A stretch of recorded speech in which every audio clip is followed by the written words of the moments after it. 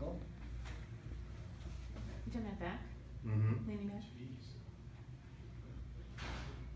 So see how, so here's your seat. Your head is still actually in front of your seat. You can see the angle through Mhm. here. So Mhm. that's that pelvis tilt Okay. we were talking about. So this is not an uncommon thing for a lot of us, where we end up sort of back on the seat, sitting on the recliner with that pelvis tucked under. So can happen because we're over pulling and we're just trying to balance by sticking our head forward. Can also happen though if our hamstrings are really tight, right? Hamstrings are tight, pulls the pelvis under. It's tough to keep that nice forward angle and that nice cycling of the hips if the pelvis is tucked under. So if you think So of, I don't think my hamstrings are tight. okay, Carl's one of them, I suppose. one of the most So you could flexible? tell me what else might be causing that. Okay. That'd be helpful. So what it could be is just that you're over pulling. Or you're not pushing into the next stroke, you're letting Okay. you're letting Ride it it back. put you on the recliner, you're riding it back. Riding the And then momentum. you're keeping your head forward to maintain your balance, but the momentum's carrying you back into a recliner position. So let's take a look and see if we can see that.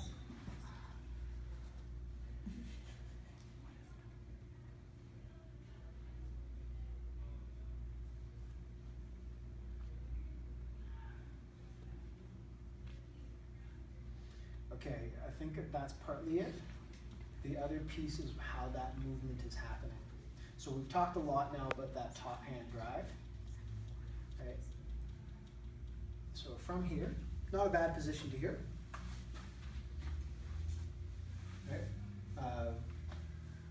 Open, a little bit of rounding, not too bad. A little bit bent with the bottom, top arm, but overall not too bad a position there. We're just about fully buried, positive ankle. So good things there. From here, what we'd want to see is that push down and sit up and growing over our paddle. And notice what happens instead. So see how there's a sit up, but see how there's no push down on that top hand. Curled, hunched.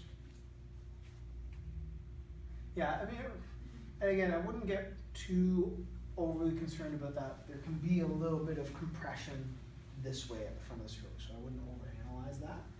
The piece that I would overanalyze, so instead of being here and growing over your paddle and then having this push off to move you into the next stroke, you are moving that way, right? You could even do that with this, you're not doing it with a perfectly flat back, but that same motion could apply with a flat back.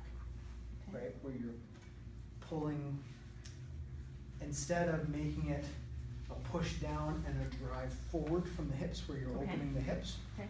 you're using your spinal erectors and you're throwing your shoulders back, Okay. right? So because you're throwing your shoulders back, your weight's ending up back, you're throwing your head forward, you're keeping your head forward to maintain, that compensation, that balance. But it's because of the lack of drive down and the lack of the paddle humping. This is not gonna It's a help. new term.